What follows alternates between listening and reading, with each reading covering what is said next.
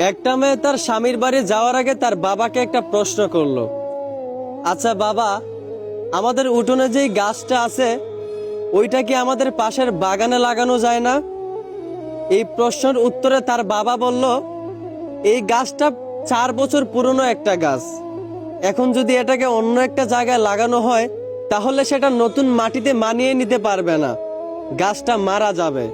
এই কথা শুনে মেয়েটা কাঁদতে কাঁদতে বলল, আচ্ছা বাবা, একটা 4 বছর পুরনো গাছ যদি তার জন্মস্থান ছেড়ে অন্য জায়গায় নিজেকে মানিয়ে নিতে না পারে, নতুন জায়গায় গিয়ে নিজেকে বাঁচাতে না পারে, তাহলে আমি তো তোমার ঘরে 22 বছর পুরনো একটা মেয়ে। আমি কিভাবে নিজের জন্মস্থান ছেড়ে অন্য জায়গায় গিয়ে নিজেকে মানিয়ে নিব? আমি কিভাবে নতুন স্বামীর ঘরে গিয়ে নিজেকে বাঁচিয়ে রাখবো?